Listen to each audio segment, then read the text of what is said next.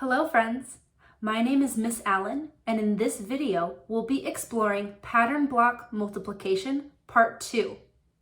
This time we have even more challenges to solve, but first let's review what you learned in part 1.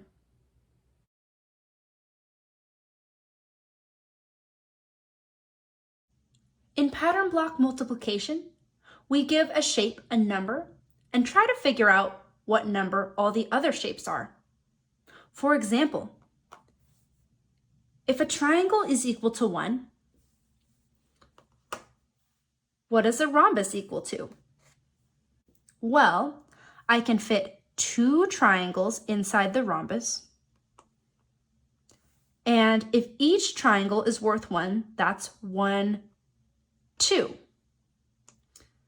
So if my triangle is worth 1, my rhombus is worth 2.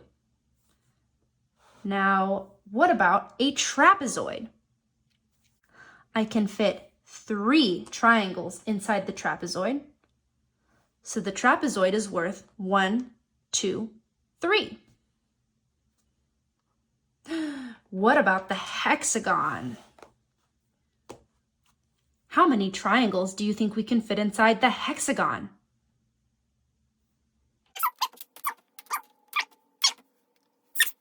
So my hexagon is worth 6.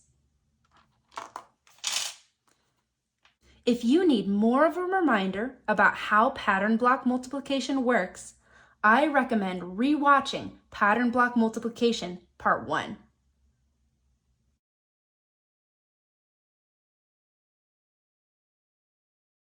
In Pattern Block Multiplication Part 2, we have 3 piles of pattern blocks.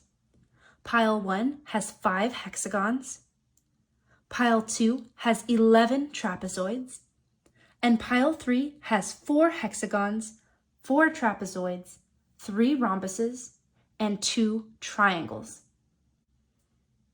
Let's do a practice problem together. What would the value of each pile be if the triangle were equal to 1?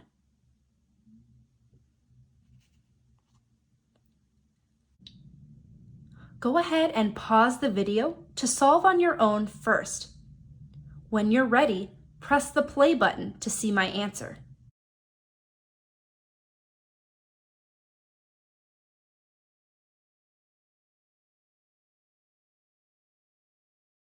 Here's one way to solve it.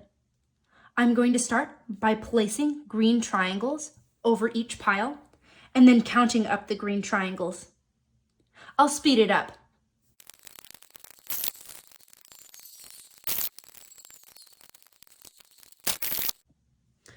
Whew, wow, that took me a long time, and I even ran out of triangle pieces. I hope you can come up with a faster way to count.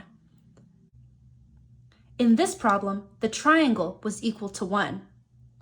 Today, you'll need to figure out the values of each pile when other shapes are different numbers. For example, what would be the value of each pile if the trapezoid equals 9? If the triangle equals 5? If the hexagon equals 12? If the triangle equals 7? If the rhombus equals 8? And if the rhombus equals 4? There are a lot of questions.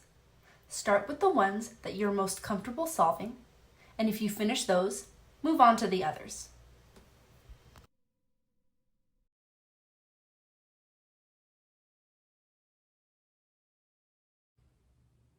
In this video, we reviewed what you learned from Pattern Block Multiplication Part 1, and you solved even more difficult challenges. I hope you enjoyed this video, and I'll see you next time.